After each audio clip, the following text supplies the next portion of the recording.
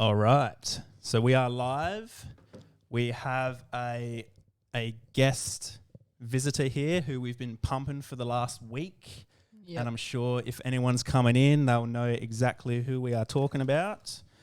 So we're going to go ahead and we're going to say a few things and we're going to get it started. So do you want me to start or do you want to start? You can start. All right. You can start. So we've got on our show today, on the Shitvegans show, we have Tash Peterson, who is an animal rights activist based in Western Australia, in Perth, who's gone all around Australia and I'm pretty sure all around the world previously, prior to doing her activism and becoming a vegan. We were, I guess, lucky enough that she's already written up an intro that we're just going to read straight from her website. So we'll start from here. It is so Tash is a passionate animal rights activist based in Perth, Western Australia, and has been involved in various forms of animal rights advocacy or activism since 2017. Tash turned vegan when she became aware of the inherent animal cruelty in the industries that rape, abuse, torture, enslave, and murder non-human animals for meat, dairy, eggs, as well as industries that exploit them for other forms of profit such as entertainment, clothing, racing, and testing. Tash is known for her creative and outrageous styles of disruptive protesting, which she believes to be essential to create social change as civil disobedience puts animal rights into the public dialogue via media attention. Tash has entered butchers, restaurants, fast food chains, and supermarkets dressed as a slaughterhouse worker while blasting the screams of animals inside abattoirs as a statement to debunk the myth of humane slaughter. She also ran onto a football game holding a right to rescue flag to highlight the unjust laws which criminalise innocent people for exposing animal cruelty and rescuing animals from places of violence. The intention of Tash's activism and actions is exclusively for the animal rights message to reach a large audience via the media to create social change and justice for the most oppressed beings on the planet, the non-human animals. Non-human animals are severely oppressed. Humans don't even consider them to be victims. It's time to speak up for the animals and recognise that every being deserves the right to live freely without harm, no matter what body they were born into. If you're not vegan, you're an animal abuser, and we all agree with that. Mm-hmm. Abolish animal slavery and end the animal holocaust. So, without further ado, let's bring in Tash Peterson. Wrong button.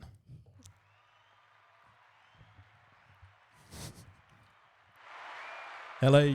Hang on. Wrong. All right. Hello, Tash. How you going? Hey, Tash. Hey. Good, thanks. How are you? Good. Welcome to the Shitvegans show. Thanks for coming on. We've been hyping you up all week. I don't even know if anyone's interested in viewing this, but we're just going to put it out there and just take it as it comes. And we're going to use this as a chance to promote you and what you do, and give you a platform to speak your mind and say what you think needs to be said. Absolutely.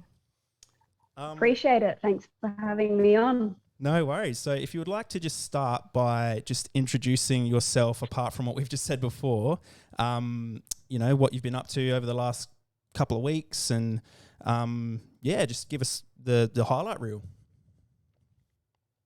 Yeah, well, the past month for me has been pretty hectic in regards to obviously my activism and just having non-stop interviews and stuff, which is something that I haven't experienced yet as an activist. And I've been an animal rights activist for a good few years now. So it's quite amazing seeing this sort of change and shift because, everyone's wanting to speak to me all of a sudden and get my side of the story. This sort of happened ever since I did my Louis Vuitton protest, which is exactly 1 month ago now. And there was just something about this disruption in particular that just generated a lot of media attention. But as I said, a lot of media have been wanting to speak with me. I've had multiple radio interviews. I even had an interview on Sky News, lots of podcasts with a lot of non-vegans. This is my first vegan podcast I've done for a while, so it's cool. Yay. Yeah. So yeah, things have been quite overwhelming, but really good. And then I've just kept up like pretty consistent disruptive activism at Louis Vuitton. However, I'm banned from there now. I can't go there like within 20 meters from there. So I decided to do a disruption just up the road in Gucci a couple of days ago and just you know, keep it consistent. And yeah, and then the whole crew just went out the front of Louis Vuitton, and Jack and I just stood on the boundary line like, you can't stop us, we're going to keep going. So that's sort of what's been happening with me lately. That is so Gucci. Is that a thing that people say? It is. It is. Awesome. That's amazing. I love it. I absolutely love it. So what really motivates you to do this type of activism? Obviously, you've just said that you've had heaps of interviews, you've been asked for news. I mean, a lot of people are saying this isn't the right way to go, but I mean, you are getting results. These are results. You would, you know. So yeah, what motivates you to start doing this? Well, I guess I just sort of stumbled across disruptive activism a couple of years ago when Direct Action Everywhere came to Australia for the first time here in Perth. And I mean, I remember the exact moment when they did their first restaurant disruption, and I didn't end up going to it. I was at the Cube that day discussing with other activists about whether or not we would go. We didn't actually know what it was going to be at that point in time. And I just remember feeling relieved that I didn't go to it, because I just saw this negative backlash in the media. Like, everyone was talking about it, but I just thought that's a bad thing. But I'm so glad that I remained so open-minded to it. And soon after, I got involved with Direct Action Everywhere. And there was just something about disruptive activism that I really liked. I mean, I'd been doing the Cube for a while at that point in time, and the Save movement stuff and all my own forms of activism. But there was something about participating in direct action and disruptive activism that really resonated with me and my personality, and it just made me feel more powerful as a voice for the animals. At that point in time, I didn't realize how powerful it was. It was only in like recent times that I realized it really is, in my opinion, the most powerful tool for social change.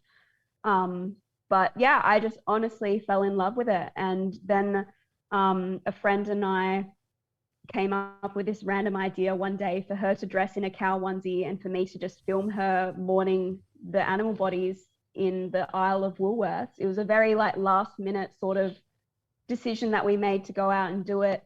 And that video ended up getting millions of views on Facebook and media attention, like on Lad Bible, Channel 7. Like, it was just a 30-second video in a supermarket. We didn't even speak.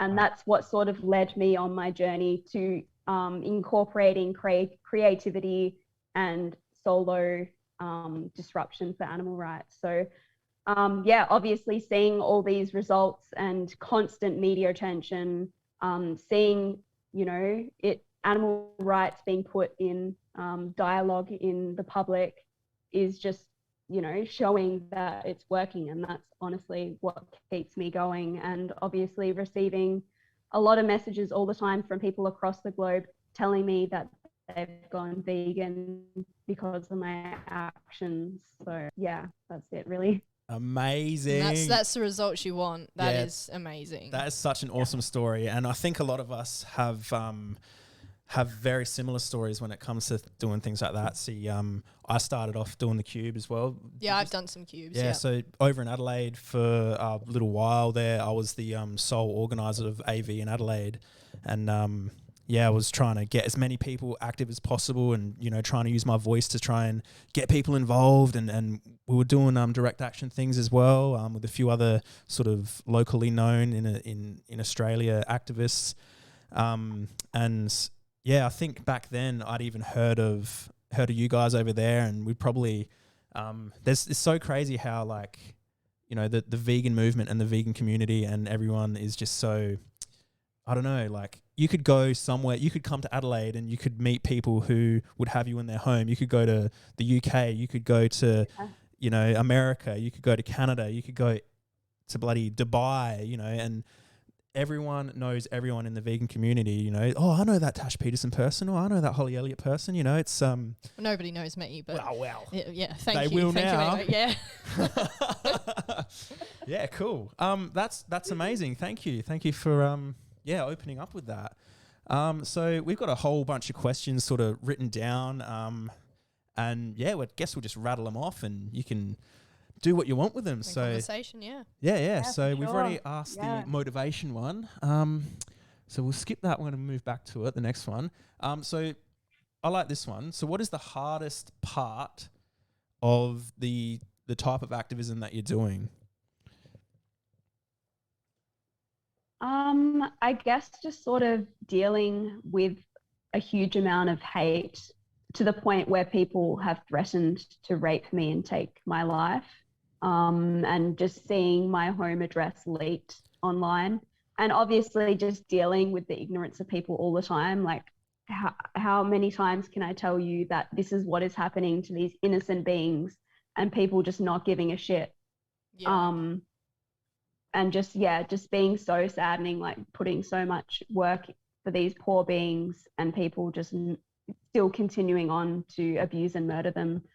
But yeah, there's been quite a few points in time over the past year or so where I've genuinely have feared for my life, because I've had some stalker psychopath message me sick messages with screenshots of my home address on Google Maps, telling me that, yeah, he's going to come around and burn my house down or murder me or kill my family and all this shit. So I guess, yeah, it probably takes quite an emotional toll on me. But in saying that, I mean, I usually kind of just get along with it anyway and turn all those negative energies into positivity. And I only let that hatred kind of fuel my fire to fight even harder for the animals. And Yeah, obviously awesome. I sort of like measure my own success as an activist by the amount of haters that I have. Like, the more people hating on me and getting triggered, the more, like, the better I'm doing, to be honest. Like, we want more people triggered, because that means the message is hitting them. And a standard human reaction to such a truth is, yeah, with hatred and abuse. They just they attack the messenger rather than the actual message. Yeah, absolutely. And we definitely see that as well. So, yeah. What is it? Nicki Minaj said that her haters are her motivators. That I think works it out. was. Yeah, Yeah. So it's just, I get that. Yeah, if I could add something to that as well. And, you know, the thing with that as well that I've seen, I think my predominant form of activism is actually going onto Facebook and arguing with the trolls and stepping in there and using that as a way to, I guess, gain more experience and help formulate more coherent arguments in order to make them look silly. And we found the other night when we made the first sort of real Shitvegans show, we use your content and your activism to create our content, where we went onto your profile and we were responding to some of the people's comments that they were leaving on your page. And you get so fucking many. I don't understand. Like, there's no one else at all that I've seen in the vegan activism community who gets so much trolling and so much hate and so much, must be so hard. It's crazy. Yeah, I mean, I don't even bother looking through the comments anymore. Yeah, leave that to us. I mean, I do sometimes, but yeah, like, people like you are on there defending the animals, and it's really good. Like, we're all working together, and that's the beauty of using so many different varieties of activism. You've got the people who go into these places and get the footage, breaking unjust laws, which also generates media attention and everything, which is amazing. And then you've got the disruptive activists who are telling people to go and see that footage whilst generating a huge amount of media attention. And then, like, all the people working, you know, in the background there, you know, having the online discussions, doing the AV outreach, etc. I think it's all so important and necessary. But yeah, the hate is freaking huge on my platform. Yeah. And the body shaming and unnecessary sexism and all this bullshit in there is just so freaking disgusting as well. It's Yeah. really, really bad. Obviously, if I were a male activist doing the same sort of thing, I don't think there would be anywhere near as much body shaming and all that bullshit on there. Yeah, So that's, absolutely. yeah, quite disheartening.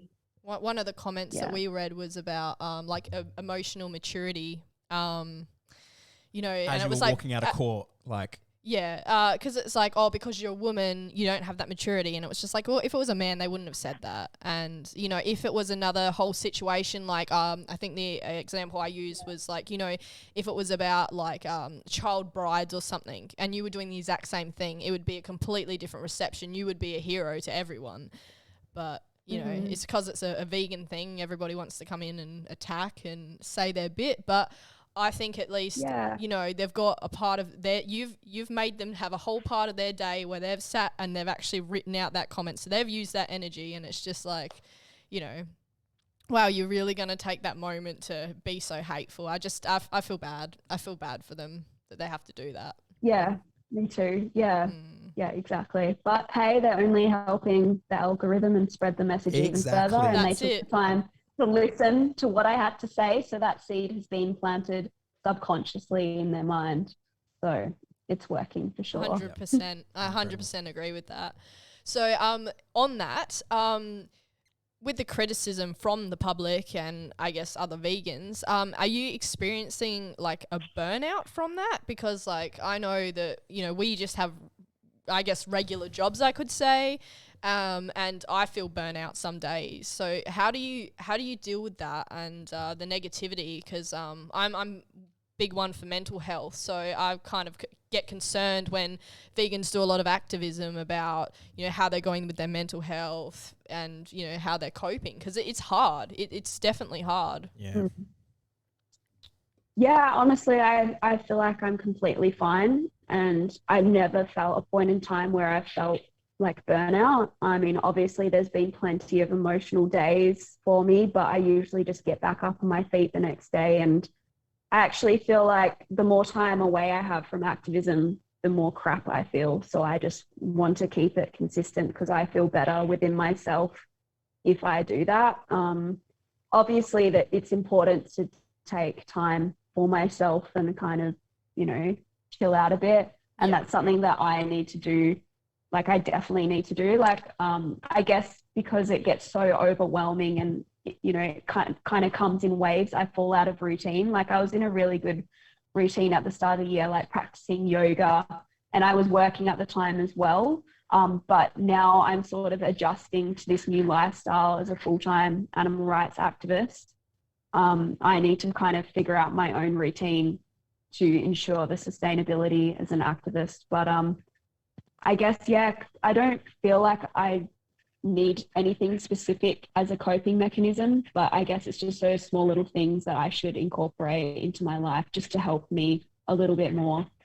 Yeah, self-care. Yeah. Yeah, exactly. I feel totally so much on the same page at the moment. It's so hard creating these new like little habits that help us be better and stronger people, and I'm actually trying to like get on my push bike every day, and something that's, you know, trying to get over that mental barrier of trying to get better and growth and all that sort of stuff. And I think when someone's in your situation where you've got so much more support that I guess outweighs the negativity and the hate, that would just drive you even further, because I know that the praise that I've gotten just through my internet activism, it just helps me push my message forward and make me want to continue doing it. So that's really credible, really good to hear. Absolutely, it's commendable. Yeah, and if you see me looking down like this, I'm just checking out the stream as well. So we've got people who are commenting and who are saying things. We've got people just echoing some of the things that you're saying. We've got Maverick. He said, "Fuck the haters. People will find anything these days." Chris Konski, so he says that some of the vegans are working against each other, though. Yeah, we do have a question about that, actually. Yeah.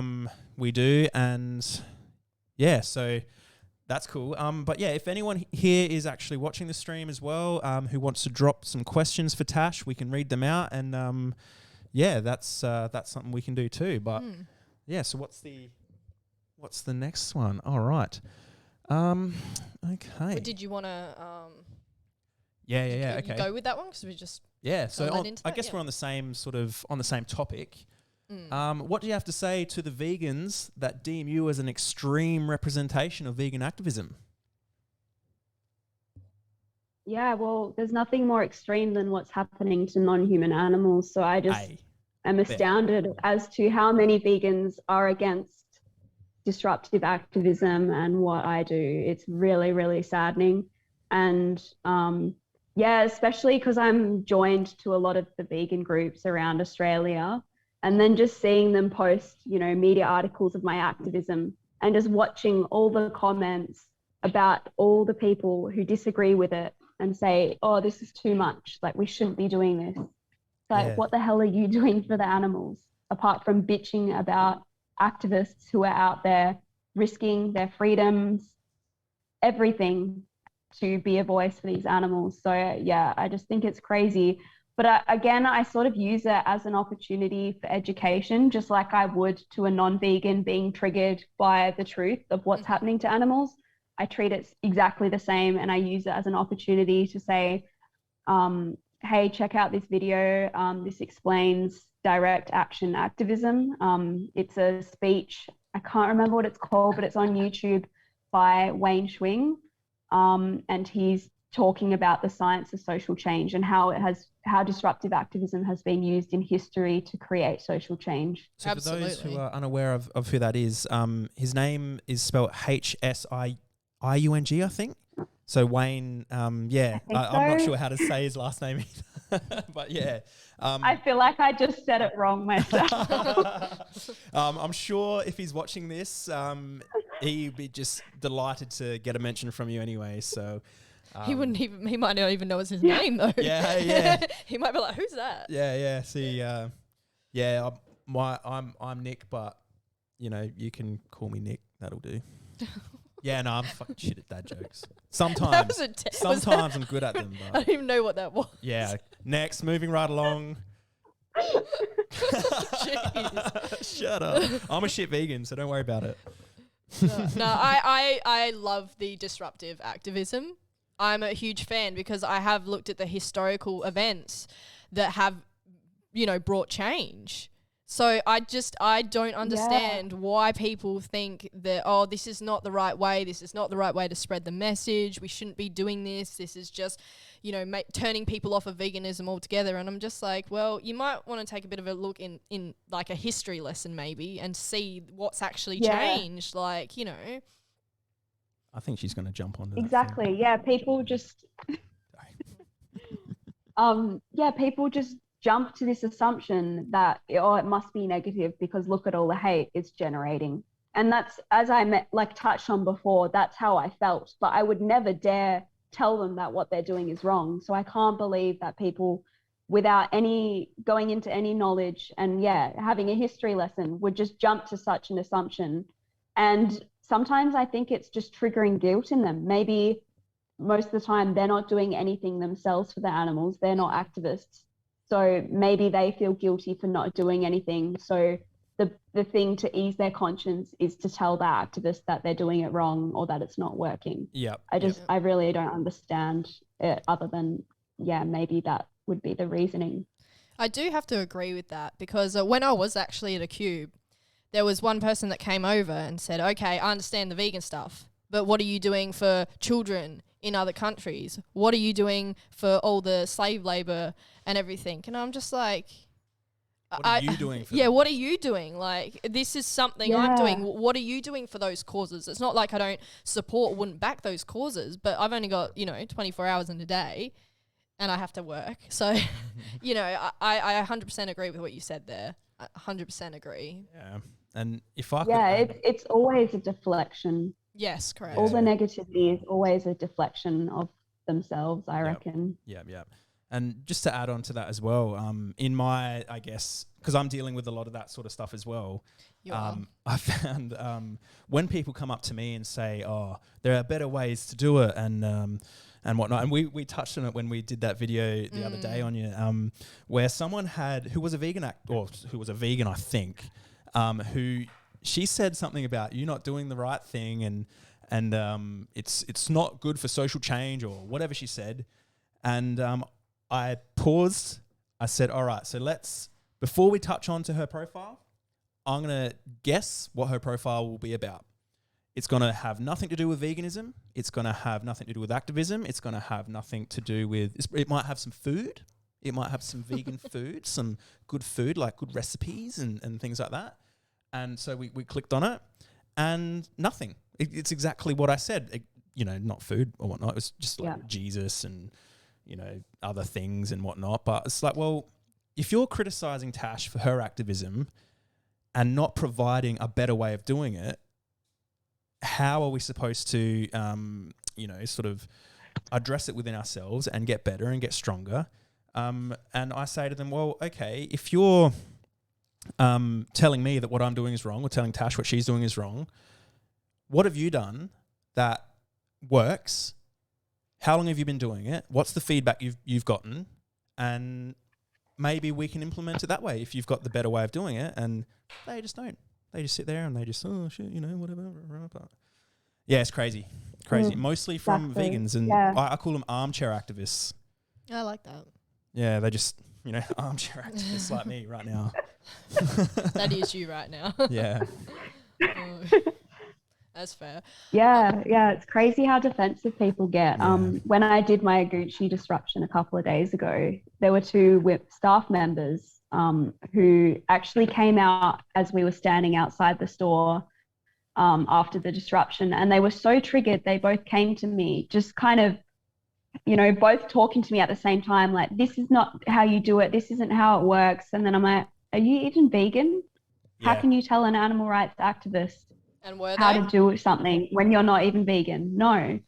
Yeah, that's just and they just kept going at it. And then they gave me their business cards, like, have a chat with us. We'll tell you how to actually create change. And I'm like, you're an animal abuser. Why are you giving your details to an animal rights activist when you're abusing animals? Yeah. It was just crazy.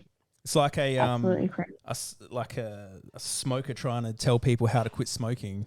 Mm-hmm. It's just silly, It's ridiculous. Yeah, exactly. People love to have their input though. They love to have their input. Yeah. I've found that with a multitude of, topics. It's just they think, okay, well, I'm going to put my opinion in here. And it's just like, oh my gosh. We should have a segment called Shitvegans 2 cents. Yeah, we should. Yeah. All right. So what's next? What have we got? So you've obviously been doing this activism for a little while. Do you want to continue that type of activism? And like, if so, what is your 1-year goal for it and a 5-year goal? Like, have you got a set plan, or are you just, going with the flow and seeing how it goes? Like, Yeah, well, I definitely want to continue this form of activism. I think it honestly is the most powerful activism. And as I said, it just personally resonates with me so well that I want to focus on that. But in saying that, now that I am a full-time activist, I would love to kind of broaden out a little bit more. I mean, I haven't been to a Cube of Truth for ages, so I'd love to start doing that a little bit more consistently and sort of, using as much time as I can to just do as many varieties of activism. But I generally do just go with the flow of things. I don't really have a set goal, which I guess I should probably, kind of set some goals and everything, but I sort of like take it step by step. I don't know when my next protest is. I just sort of let something come to my mind and then sort of say, okay, well, I'm going to do that in 2 weeks' time and just keep it going from there. But it's really awesome that, I'm on a very new journey now as a full-time activist. I've only been on this journey for a few months now, so I'm really excited for it, and I definitely want to step up my game with things. Wicked. I love that. Yeah. I love that. We were gonna want more on the news feed. I saw the Gucci one. I was like, yes, more. Yeah, because I've been pumping everything that you've been sharing over the last couple of weeks now. Excuse me. One of the things I was going to say, which because we're on your side, I don't want you to reveal. I don't want us to come across as like journalists or anything. But is there anything that you can reveal that you're willing to open up about with regards to any ideas you may have in the future? Anything that you'd like to inspire within others to start doing, or any projects that you're sort of working on to, I guess, you know how like AV started in Melbourne and sort of broke out. Like I know what's the topless one that's sort of grown all around the world. Is there anything like that you're looking at sort of opening up about? Well, I have had a movement that I created called Tell Them the Truth. I started that up probably almost a couple of years ago now, just trying to inspire people to get out there and do things similar to what I'm doing, whether that be by themselves, with a small group of people, or in a large group, because all of it works for disruptive activism. But I've honestly kind of had little success with that. I mean, there's only been maybe several disruptions, with a few of them organized by myself, that have been under Tell Them the Truth. But yeah, when I was in Melbourne with Stefania, we came up with the idea to do that lingerie one, and that just shot off around the world. Yeah, it's that quite was amazing. There have been that was so great. many. I think you should do more of that. Yeah, that was amazing. It's I was saying in our other one, it's that typical thing of like, you know, sex sells. You know, people are gonna look, you know. So yeah, I think that was amazing. Exactly. I loved it. And it was good to see that, like, it seems like an easier form of activism, because obviously so many people around the world have already done it, whereas I guess with disruptive activism it's just so much more intimidating to people. So it's really good to sort of generate that around the world and get people involved in one form of activism or another. Absolutely. I feel like there's so many vegans that are against each other. We just really need to join with each other and support each other. I'd love to see exactly. more vegans doing more things. So and being less separated and less separated. Less what's the term? You know, I don't want to do activism with you because you hold this political opinion or hold this political value or whatever. It's just, why don't we all just get together and do it all for the one cause of the animals, and then once the animals are free, then we can do whatever we need to do. Then we can fight. Then we can see the world how we want to see it politically. But you know, exactly. Yeah. Absolutely. So we've talked about a few, I guess, like bit of some negative things. What are the positives? What is the like main positives that are coming out of this?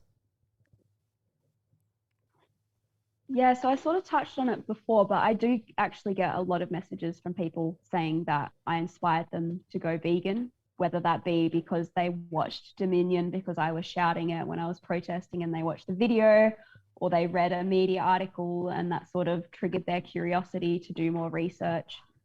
So that's really cool.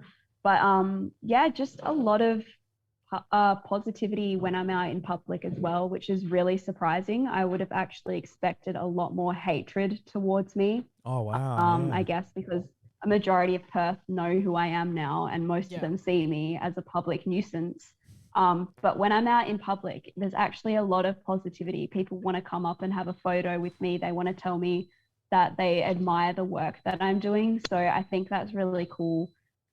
Just seeing that it really is changing people. People, even if they're not going vegan yet, they're still starting to recognize that this is an important cause and animal rights is a serious issue. And I think that is thanks to consistent direct action. So it's really cool. Even after the Gucci disruption, when everyone else was protesting out the front of Louis Vuitton, I was just down the road with my sign, with my boyfriend filming me. And I just had so many people applauding me, saying good work and coming up for photos. And it was just a really cool experience. So I definitely, I'm just feeling a very big shift happening. Even though it's obviously animal liberation seems so far away, there are still massive changes happening, and it's just really awesome to see. Wicked. Yeah, well that's good, and that would be such a boost to your, like, as we've touched on already, which is a boost to your, I guess, your mental health and your serotonin, and you know how you see yourself in the grand scheme of things, and it's someone people would look up to, even though I'm guessing that's not what you were planning on doing. Now you've got this this platform where people listen to you, where people take on what you're saying, and I think you're doing such an incredible job with it. I think you're, I've every single time I've seen your activism online, I've just thought like there was at one point I was a bit like, whoa, that's a bit out there, but I would never criticize it. But it's just, even for the vegans and the vegan activists, you're still pushing the envelope, and it's incredible to see, and I don't think it's really happened much in our I guess current world. So again, just awesome work. It's so inspiring. So thanks so much. So amazing. Appreciate it. All right. So what do we got next? We had a little brief discussion prior to coming live, where we touched on the Adelaide Vegan Festival. Now, we know that you've had a bit of issues with going from Melbourne, getting back into Perth. Do you want to touch on that a little bit, and how that might affect you being able to get back into Perth or Western Australia should you come across to Adelaide? Yeah, so it's quite an interesting story as to how, when I tried to return from Melbourne, how I was rejected. So I'd had a Melbourne trip planned for quite a few months. A famous Australian model, Stefania Ferrario, had been following my work closely for a couple of years now, and she just wanted to fly me over and stay with her for a little bit and do some activism. So obviously I took that amazing opportunity and headed off to Melbourne. And coincidentally, a few days before I was due to fly out, the police came knocking on my door and issued me a barring notice. So a 6-month ban on every liquor license venue in Western Australia. So obviously I made a little bit of a video about it and posted it online saying, this is what's happened. I did a disruption in a restaurant, and suddenly they're treating me like a drunken, disorderly person, and they've banned me from everywhere with a liquor license. Isn't that crazy? And then I just said, guess what, WA, I'm getting the fuck out of here. Meaning I'm going to Melbourne, but I never said I'm going to live in Melbourne. Right, yes. But of course, the media implied that I was literally leaving Western Australia for good because of this barring notice. And then, after my trip was due to be over, when I applied for a G2G pass, because you have to have a G2G pass to get back into WA. Yep. And then it came up, it just said rejected. And the reasoning said not a WA resident. And then I just thought, well, this is obviously a mistake. I've lived in WA since I was about 3 years old. And then I tried again. Same thing happened. And then I tried again. And then this huge rant from this sergeant was saying rejected as a West Australian resident because she announced that she was leaving Western Australia. And I just couldn't believe what I was reading, that this sergeant was appealing to a media source as his reasoning to not allow me to return home. So that was just a very stressful experience. I spent like about 2 days straight just calling different police stations in Perth, like the G2G line, and no one could help me. And it was just so stressful. Kind of thinking in that moment, am I ever going to be able to return home? This is actually insane. And then I just obviously had to extend my trip because I couldn't get back. And then just randomly, a police officer called me, and it was literally when Melbourne had announced another lockdown. Like within less than an hour, a WA cop called me saying that I could come back home. So I just booked the next flight out and got out of it the next day. But just seeing that experience and knowing that things are restrictions are only becoming tighter in regards to, vaccines and all that sort of thing. I guess me leaving WA and the chances of being able to come back in from another state will probably be worse than last time. So that's really unfortunate. I really want to be able to come to the Adelaide Vegan Festival. I'm just not sure at this point in time because I could be stranded over there. I honestly don't know. Yeah. So. Okay. Well, if you do decide to, You can, like I've mentioned before, you can always crash here. So if you get stuck here, you don't have to pay for accommodation. You can crash here. There's a shop across the road, all the tofu, all the shit vegan food, you know. All the cardboard tasting food. Thank you, appreciate it. That's all right. Speaking of food, what's your favourite food? Well, I'm a very whole foodie kind of person, so smoothies are my go-to. I just like fruits and stuff. I guess like recently I've shifted to more whole foods. Like when I first became vegan, I've always been a very health conscious person, but I really, once I discovered veggie bars, I was having one of those like every week. Wow. Oh, goodness me. And just enjoying all the vegan junk foods. Yeah. Oh. And then October last year, I thought to myself, all right, I need to stop this. Like, I'm just going to challenge myself, no veggie bars for the month. And then I realized, wow, I actually feel a lot better just not indulging in chocolate when I don't feel like I even need to be eating it. So I've been a bit of a health freak since then, and just, yeah, any whole foods I love. Awesome. Chris Konski How on about the you chat. guys? What do you like? He says, Whole Foods, she's not a shit vegan. Get her out. I really love pizza. I really love burritos. I really love, just all the things that everyone loves. But yeah, V-Spot Pizza Bar here in Adelaide, South Australia. If you get over here, we're going to take you there. That's the only fully vegan pizza bar in South Australia. So at V-Spot Pizza Bar, everyone who's watching and listening, just a plug. What about you, Holly? What's your favourite food? Donuts. I can't. I get past donuts. But like I eat a lot. I've been eating too much junk food recently because there's all these new foods coming out. But yeah, donuts is kind of my thing. And yeah, I mean vegan vanilla slices. Oof. Hang on. I've got a sound for this. Wait. No. Actually, no, you ruined it. You ruined it. My vegan vanilla slice, and you ruined it. There you go. Oh man, yeah. But I'm actually quite, when I want to be, quite whole foodsy. I always keep a can or 2 cans of beans in my work bag, so just in case. Oh, bloody vegans. All right, so we've got another couple of things to talk about. I guess I'll move on to this one. I want to talk to you a little bit about Isaac Butterfield.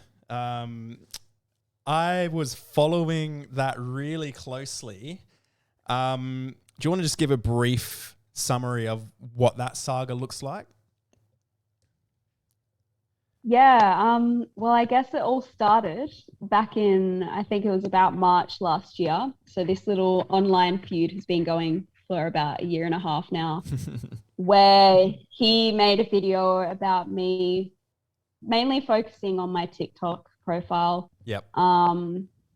Yeah, and he was just kind of body shaming me and all this bullshit. And I didn't even know who he was at that point in time. Like, some people just sent me the link to the video and I was like, who the fuck is this guy? And then I thought, well, fuck it. I'm going to respond to him. Like, I wasn't really using YouTube much at that point in time. I'd never done a response video in my life. And then I just fully winged it and did this response video, sort of giving it back to him a little bit, but not like stooping down to his level. Yeah, absolutely. But still, giving it back to him. And I was like, yeah, this is fun. And then he did a response video to that. And then it sort of started a little bit of a online feud where, he just ended up doing lots of videos every time I did a protest, which is pretty cool. Yeah, it spreads you around. But yeah, I mean, yeah, it's nothing really personal. I've never, I don't actually hate him. We've actually chatted a couple of times online. Surprisingly, he seems like a chill person, but yeah, he just puts on his little personality. Yeah, I can say I can vouch for that, which I'll talk about in a sec. Yeah, right. But yeah, it was quite funny because I think it was in July he did a video about my OnlyFans, and then he said, this is the final video I'm ever doing on Tash.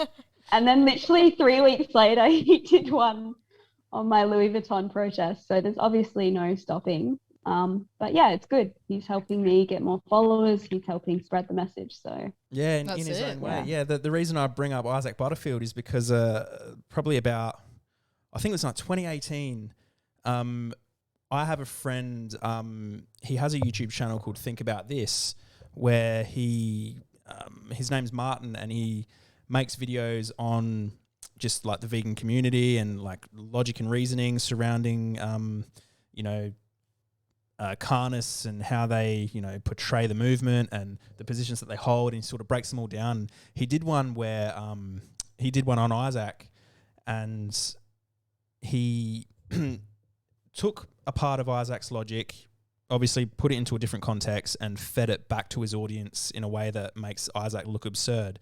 And then Isaac created a video talking about shit vegans, you know, that sort of stuff.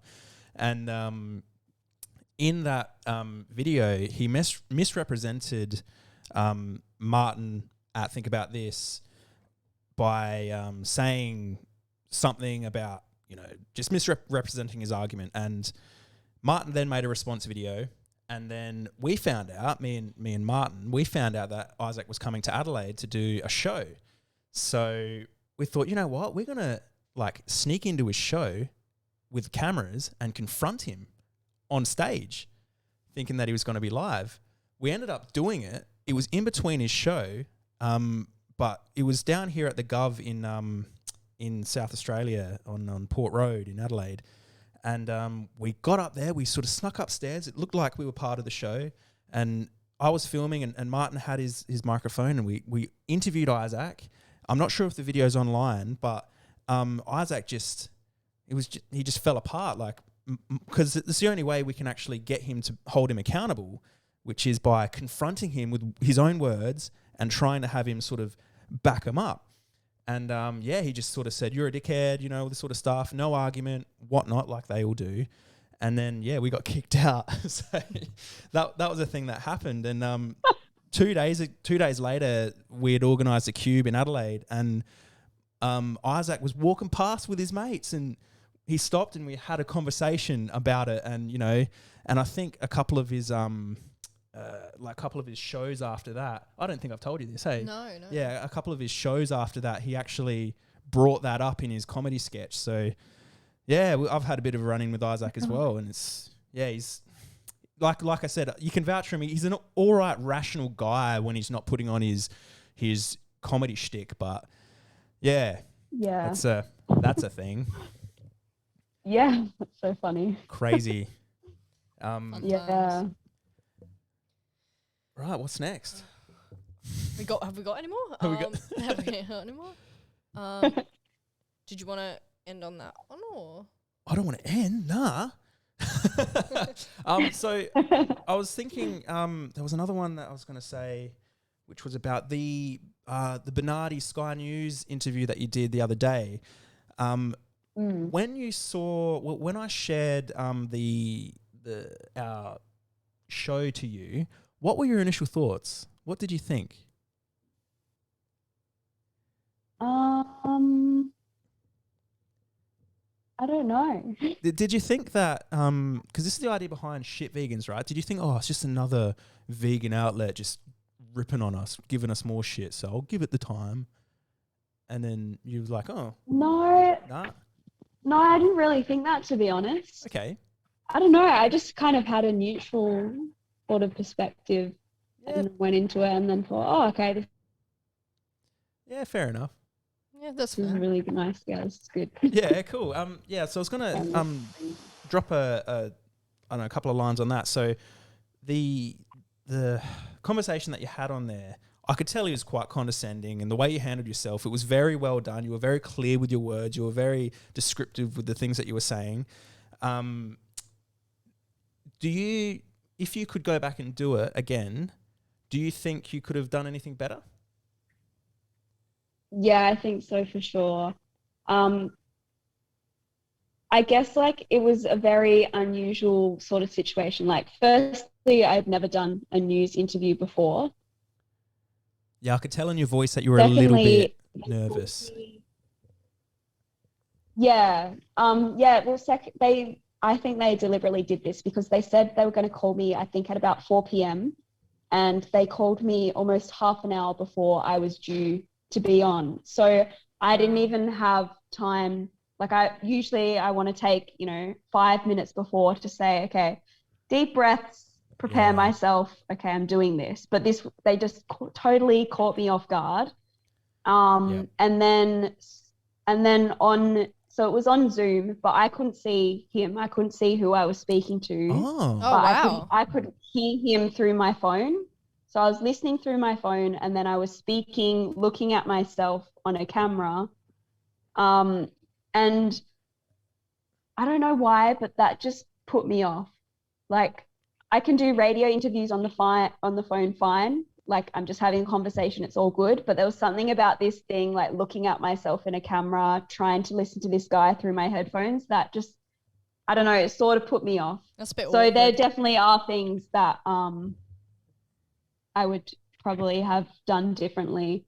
And I probably would have done a better job if they hadn't have caught me off guard. And it hadn't been that little weird thing, like looking at myself in a camera. Yeah, okay. I'm just trying to think about what I would have changed. There's been so many interviews, I can't even quite remember I bet. what even happened in that one. Well, I thought it was a good interview. Yeah. Thank you. Are you finding that you're having trouble with your family and your friends regarding your vegan life and activism? I know that some of my family have had digs at me. Some have come around, but I do have friends that like to throw out digs and stuff. So I just kind of go straight into the extreme thing to shut them down, to, kind of make them feel bad for even trying to make me feel bad in the first place. It's kind of my way of dealing with it. But have you found that, like, with your family and friends, that it's been difficult? Yeah, for sure. I guess in regards to my family, it's been quite a journey. I'm very fortunate that my mum went vegan shortly after I did, but the activism stuff was a whole different game for her. Yeah. And it actually gave her severe anxiety when the police were just constantly rocking up to our house because she's had some bad experiences with them in the past. So that literally triggered PTSD, and she was really, really ill, and I felt terrible, but I just had to sit down with her and say, you're going to get through this. I'm not ever going to stop what I'm doing. So that was like a really, really difficult experience. That was probably over a year ago now, but that was a good, like 3-4 months where she was just really in a really bad state, and I felt freaking terrible. And it's just amazing that she's done so much holistic healing and taken the time to let me educate her about disruptive activism and why I'm doing what I'm doing. And she fully supports it, which is really cool. That's amazing. On the other hand, unfortunately, my dad and brother aren't vegan. But I guess surprisingly, like, my brother's 4 years younger than me. He'd always have his mates giving him shit about me, and he just hated everything. Like, it would always end up in really bad arguments with him, to the point where I thought we'd just never have the same relationship again. But it's quite amazing. The other day, he actually said that he was extremely proud of what I'm doing. And I just thought, wow, I never actually thought I'd hear that come out of my brother's mouth. So that's really cool. That's I guess, like, that's a sign that shift really is happening. People are starting to respect the message, as I mentioned earlier. And to hear that from my brother, who's such a typical young bloke, goes out in the ute, he owns guns and all this sort of shit. I don't think, I freaking pray to God that he doesn't murder animals. I think he tells me he just shoots clay pigeons and shit, but I don't know. But anyway, just hearing that come from someone like him is freaking amazing, to be honest. In regards to my dad, he's still so 50-50, hey. It's quite disheartening, some of the things he said about my activism and the way that I use my body in my protesting. But it's nothing too bad. But yeah, in regards to friends, I don't think I even speak to any of my old friends anymore. But like, even when I was sort of doing activism and stuff, they were always quite supportive and open to conversations about veganism. But I guess because I'm on such a different pathway to a majority of people, we just drifted apart over time. And I've never had any like bad confrontations with friends. It's just that I don't really have any friends anymore, to be honest. Well, now you got this new network of family and friends all around the world. So, you know, that's what you lose in that sense. You gain so much more. And, you know, it's just incredible, you know, like, it's so hard to explain. Like, for me personally, I've met, there's so many people through the community that I've never met before. Like old mate in the chat here, Chris Konski. We're really good mates, and I've never met him before. Do you have any people like that you message constantly or talk to, and you've never met them? Yeah, definitely. Yeah, lots of people all across the world. Amazing. Who discovered me through my activism. It's just really amazing to have that support. Yeah, through social media and stuff. It's quite surreal. The reach of social media. Yeah. So social media is a blessing and a curse. Absolutely. Do you find yourself just sitting there scrolling, wasting time sometimes, or Yeah, I do. So you're human like us. Not as much anymore, because I lost my Instagram account, and I'm sort of just trying to restart my new one now. But I've just kind of lost. I guess it's a good thing because I'm not as addicted to it now. Yeah. But before I was like, fuck, yes, I have so much reach. Like, this is awesome. And then to lose all of that was just so disheartening. Yeah. So that and I feel like I barely use it anymore. Because you had you had the tens of thousands of followers, didn't you, for one point there? Yeah, I think I ended up with 31,000. That's what I saw. That's what you said. Yeah. Because the other day when I was talking about you, I was like, I swear she had more followers than this. But yeah. That makes sense. Yeah. Holly said to me, she took this one off the list of comments and questions to ask you, but I want to ask it anyway. Okay. Do you have fun doing your activism? Is it something that makes you feel good? Yeah. As I sort of touched on earlier, I just found that it personally resonated with me a lot. Like, I found doing disruptive activism enjoyable, and I do find it very enjoyable. I don't know what it is exactly, because I've always been a very quiet natured person. I was literally the quietest kid in school. Wow. So you would least expect it from someone like me. But I just get a thrill out of this sort of confrontation and speaking really loudly. Some reason I just feel like I'm meant to be doing this. And awesome. Wow. I mean, I've always been an adrenaline junkie, so maybe that's it. Like, could be. Did a degree in outdoor recreation. I've been skydiving, bungee jumping. Like, I love extreme stuff. So I guess maybe the adrenaline aspect of it, and just feeling so powerful as a voice, knowing that I'm the voice, being a voice for so many trillions of beings. I love it. I feel good after I do a disruption. I'm like, hell yeah, I want to do more. That was good. Yeah. And it's good because it I guess it just becomes addictive, and the more we repeat our things, the more we want to do it, and the more we get addicted to it, you know. So that's amazing. Yeah, and that's why I think everyone should take their talents and their personal interests to their own advantage and use that for activism, because that's going to make you a very good activist if you can find your niche in activism, because it will be sustainable, you'll feel good doing it, etc. I think, it's such an important thing to do. Yeah. Yeah, and that's the thing. We're not expecting everybody to do, a certain type of activism, but just something, because not everyone can, do a cube, for instance. Not everyone's good at speaking to randoms like that. And it is confronting. It is very confronting. And my first one, I just happened to get the farmers. I just thought, why?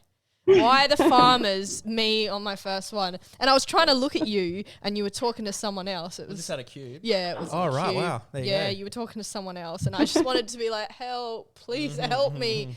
Oh, that was bad. Yeah, because I was trying to do my best, but yeah, they were trying to really like beat me down with it, and yeah, damn farmers. Yeah, that wouldn't have been a great first experience. No, it was difficult. I'll tell you that much. Yeah, it was really difficult. Yeah, so that takes us to an hour, and I think we got a fair bit out of that. So yeah, I guess we'll move it on.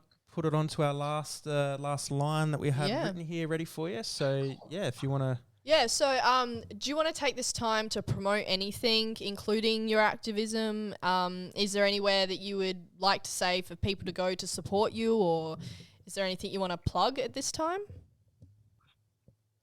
Yeah, I have my own personal website, which is tashpeterson.com. You can find ways to support my work. I have an animal rights clothing brand and a Patreon and an OnlyFans and stuff, which is really helping me as a full-time activist. And I've tried to put together heaps of information as well, like how to get involved in different animal rights organizations and that sort of thing. And you can personally contact me on there if you're interested in doing like a tell them the truth action, or just organizing something with me. So yeah, that'd be good. That's wonderful. Yeah, we'll have to put some links in the profile. Yeah, amazing. And yeah, I don't think I have really anything else. So yeah, I guess we'll just leave it at that. Thank you for being on. Yeah, thank you so much for coming on and having a chat to us. Shitvegans show. Yeah, I love talking with you. Thank you so much. Yeah, anytime, hit us up. You've got a line straight to us now, so straight into Adelaide. We're sort of in amongst the activism scene here, so we can, if you're coming over here, you can contact some of us and we can point you in the right direction. We can help mobilize the troops and walk in the butchers and shit down here, and I can get my kid off as well, and we'll take it from there. But yeah, so thank you so much to everyone. That is the shit vegan herself. That is Tash Peterson. Give a round of applause to Tash Peterson. Awesome. Thank you so much. Thank you. And thank you, bro. Yeah, so I'll put this up on Twitch. It'll be up on Twitch for 14 days, but I will also put it to YouTube. So feel free to use it for whatever you want to use it for. And hopefully there's some little nuggets that you've said in this one that you haven't said elsewhere that you can snip it and reuse and recycle. So feel free to use it. Sure. Thank you so much. Nice. Thank you very much, everyone. And everyone watching. Yes, that's right. No one really asked any questions either, so thanks again. We'll catch you next time. Thank you. Peace. All right.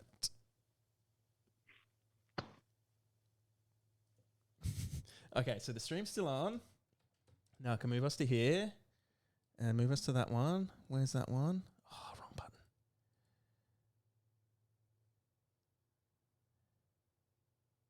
Yeah, okay, so we're still here. So just going to put on a track.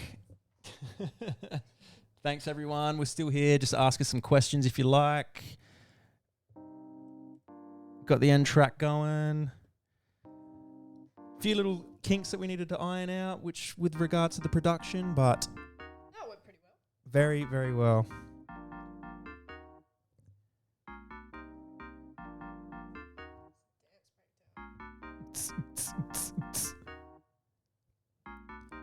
And because we're still live, we've still got 4 viewers. So if anyone's here and wants to chat and ask us questions while we're here, you can still hear us. If you want to hear us talk to anyone else, feel free to drop a line. We can try and get onto as many other people as possible. With your help, we'll be able to grow this community and just try and smash out as much talk show content as possible. And yeah, so thank you everyone for watching. Until next time, we've been Shitvegans. And we will continue to be Shitvegans. Yeah, so we might try and, because with Twitch we can schedule something Yeah. for each Monday. So if we schedule something for, I don't know, 7 p.m, give you a bit of time to get back thank from you. work and stuff. Appreciate that. But yeah. All right, guys. Thank you so much, everyone. We'll catch you next time.